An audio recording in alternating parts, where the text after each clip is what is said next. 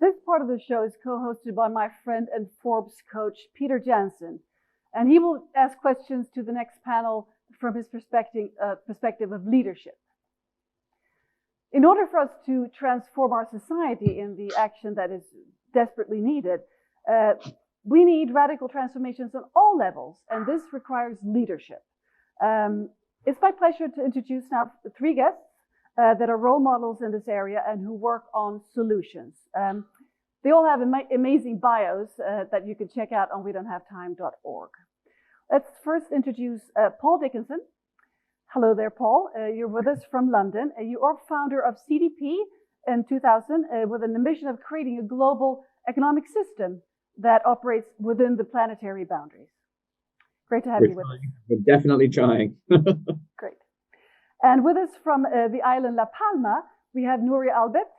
And Nuria has created a fantastic grassroots, bottom-up approach to renewable energy. And also with us in the studio here, we have Tomer Shalit. And Tomer, you're based here in Sweden, so that's why you can be with us here in the studio. And you have founded the Swedish-based technology company Climate View. Let's start with you, Paul. I'd like to ask you the question: what is CDP, and how did you come up with the idea?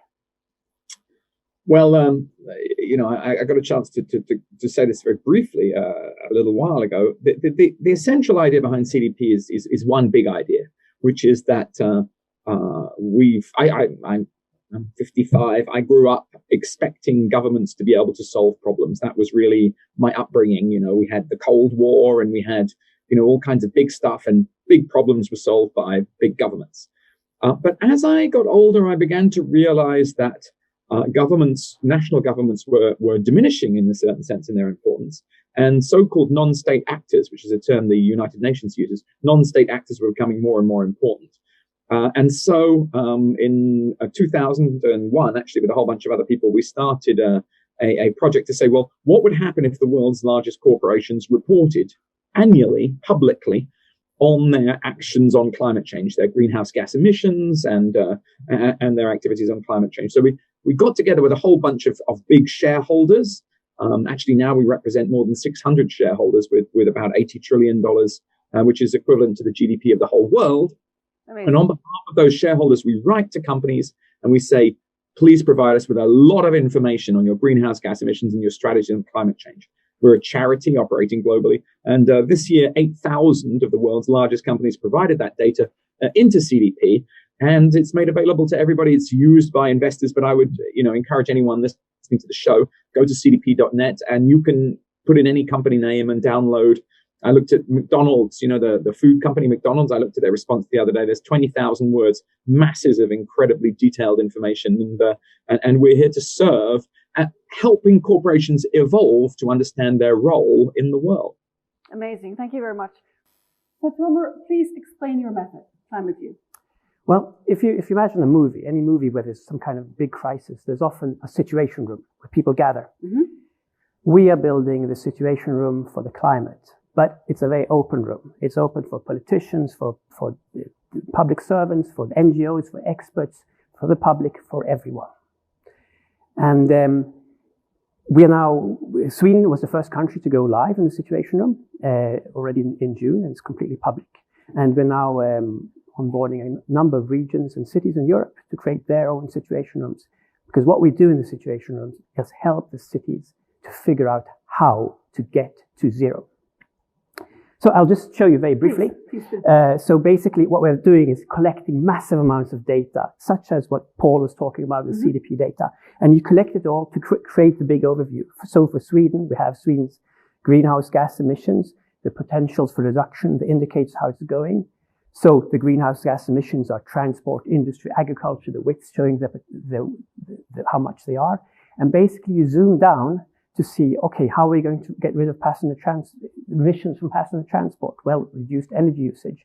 Very detailed. And you just dive down all the way, layer by layer, all the way down to the specific policies, showing exactly how the gaps are and showing exactly what we're doing and what is going wrong. So yeah. This is fantastic, and it's been used by governments and cities and also companies. Yes, exactly. And also NGOs, because I know, Nuria, you're already collaborating with Palma, correct? Yes, and actually I want to start thanking We Don't Have Time, because we discovered Climate View in a previous event that We Don't Have Time. So you're really a really good job in connecting projects. Yes, and it's working. It's very interesting how we are working with We Don't Have Time. We are a grassroots movement, but we are working inside the public administration, the island council, actually. So we have this bottom-up approach in our DNA. And we were selected as a pilot island from the European Commission project for clean energy for EU islands in February. So being a pilot, what it means that we have to test different ways of writing a transition agenda.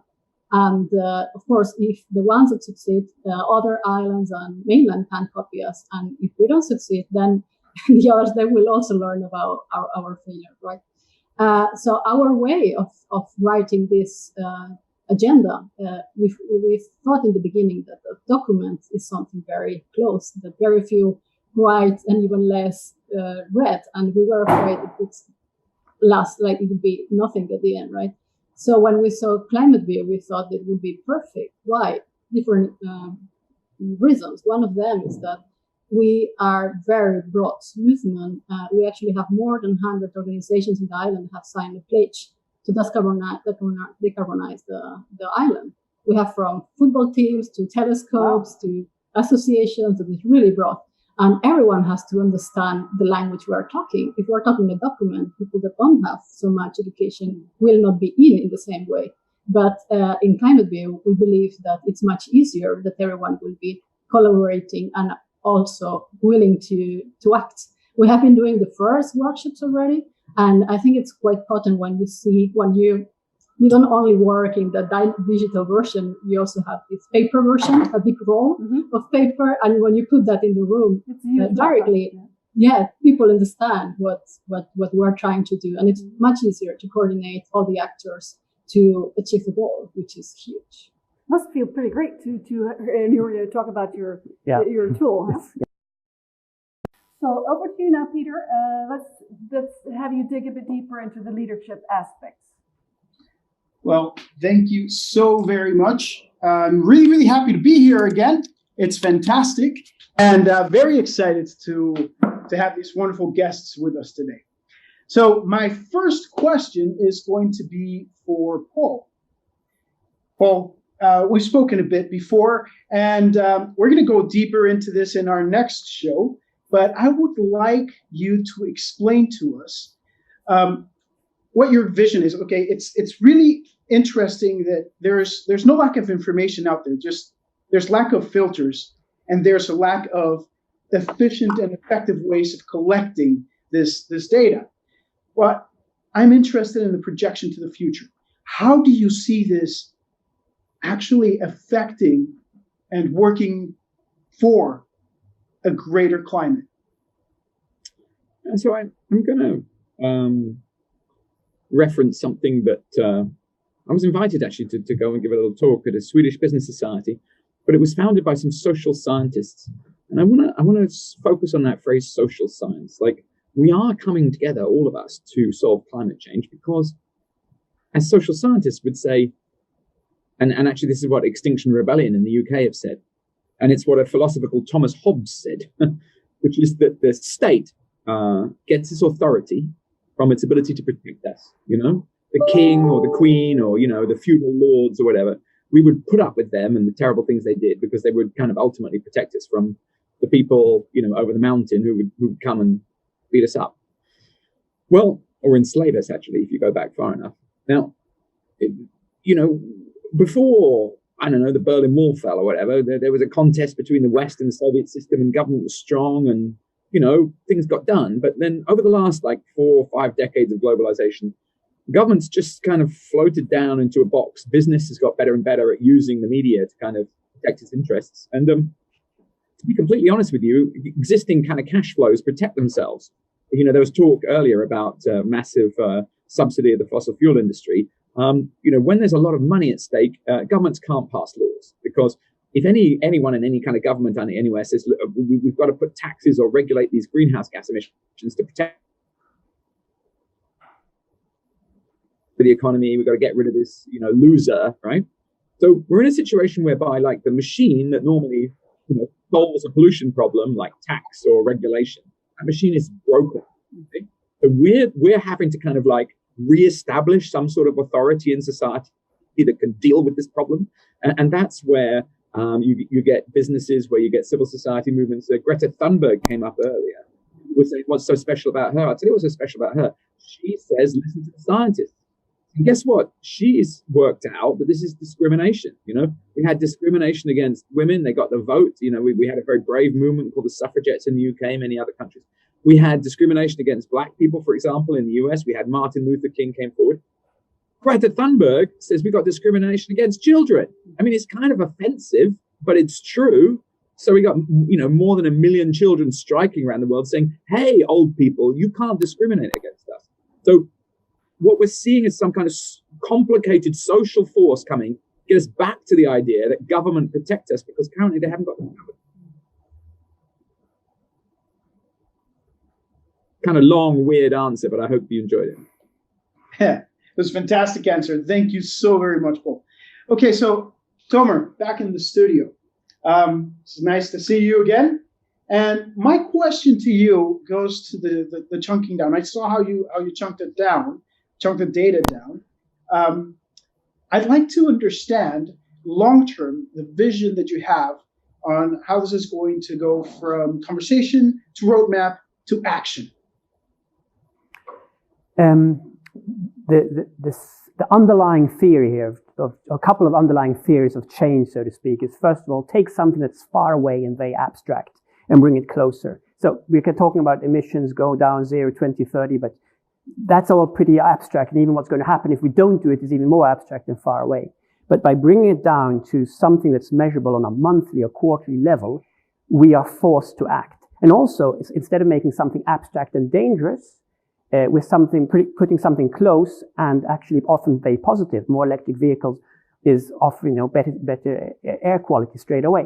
So it's really, what this is all about is taking data and visualizing it to nudge decision making by making decisions much closer and much more evident. So we can't hide behind numbers, we can't hide behind things far away, but we bring things close and we bring things evident so that we're forced to make decisions now.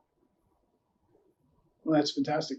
It is very true. When you focus on the now, it's easy to get rid of the obstacles. But we also need to keep an eye in the future. We really need to look at, is that vision, long-term vision, and you need to break it down, chunkable sizes, and that's exactly what you're doing, and it's fantastic. And I congratulate you. It's great. And you and I need to have a lot of other conversations. And now to you, Nuria. Back in La Palma, of course, you've got an amazing project, and you started off, it's a grassroots project, but it's also policy-driven, right?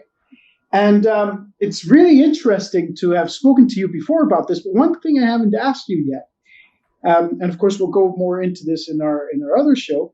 Of course, you need help to do all this. You don't only need the buy-in from the people and the buy-in from companies and organizations and so on. You also need people to, walk the streets and, give the message out there and get the buy-in from everybody else. How do you get to those people, and how do you get them to help you? Yeah, that's not an easy question to answer. I think what Tomer was saying, right? He's making these things easy to act, but still people sometimes don't act. So we have seen that we have to act a lot, work with the emotional side.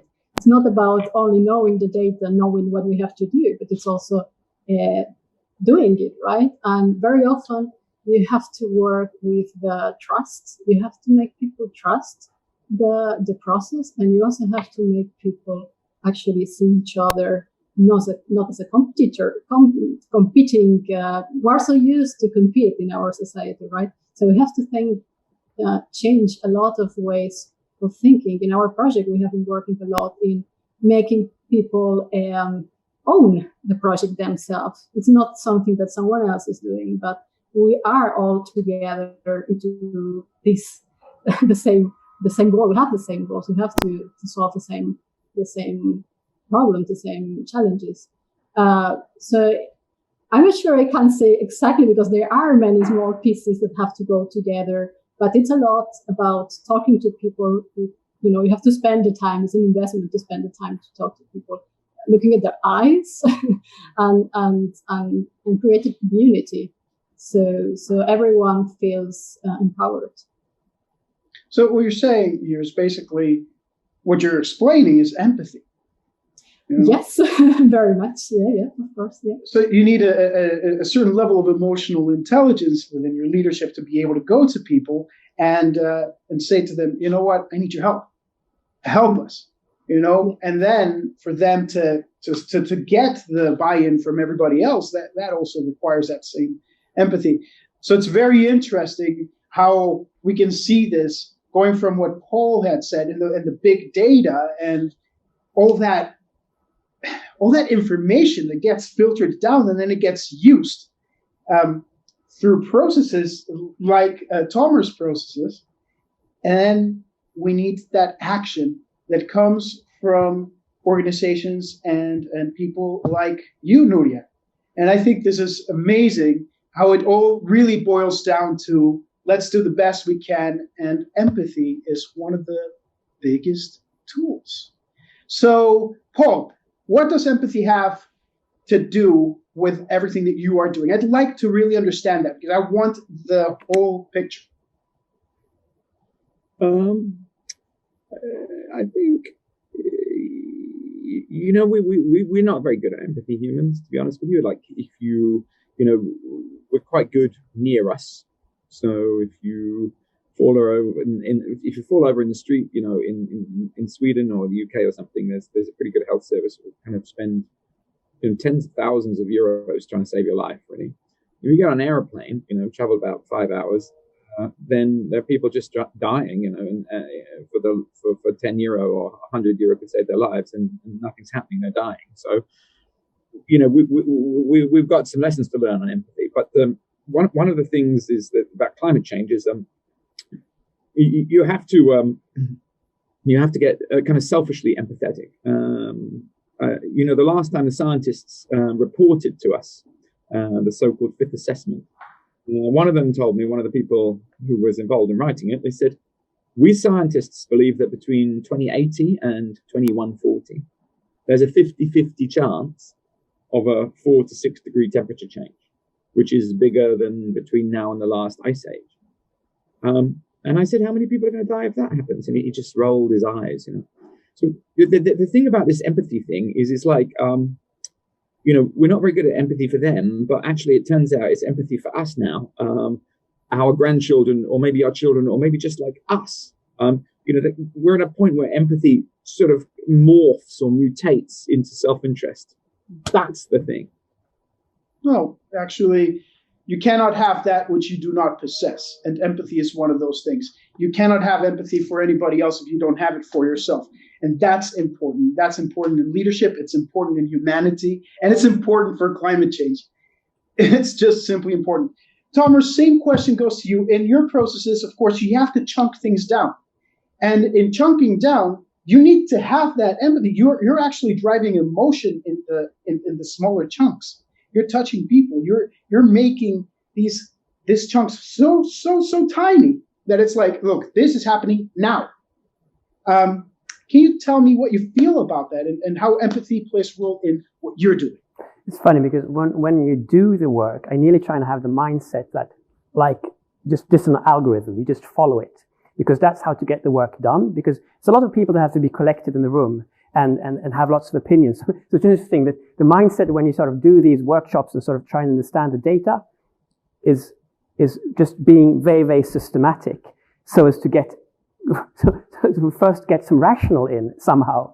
But then, as you say, so it sounds cold-hearted, but of course, in the end of the day, this is all about building feedback loops that we understand and react on, because it's just putting a mirror that is close enough that we know what's going on.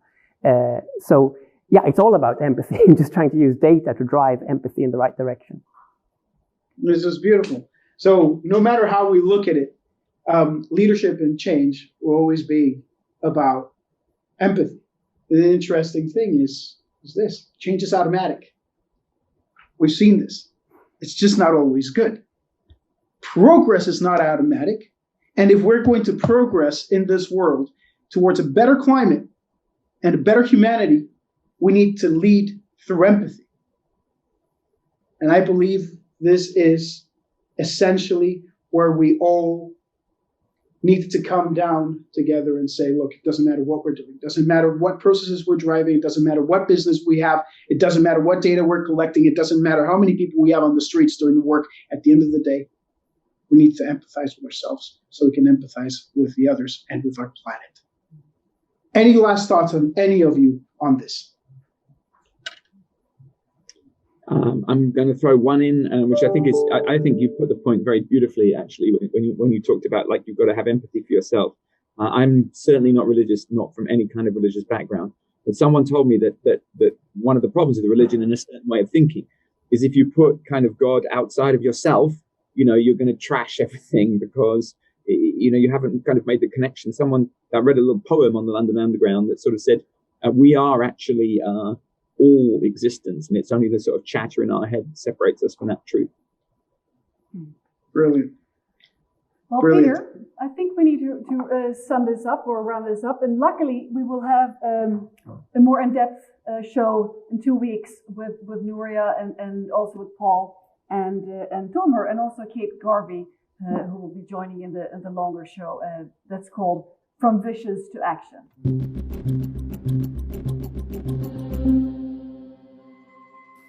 So thank you, Paul, and thank you, Nuria. Thank you, Peter, and thank you, Tomer, for joining us. And to all of you viewers or listeners online, thank you for joining in. Thank you for taking action, and because I know you're already doing that in many aspects in your lives. And the next show, that will be on October 10th. And if you haven't started chatting with the guests already, please do that. The chat is open until 8:30 tonight. So chat and ask questions and interact, and just keep up the good work. Because we do know that we don't have time to wait, but we still have time to act.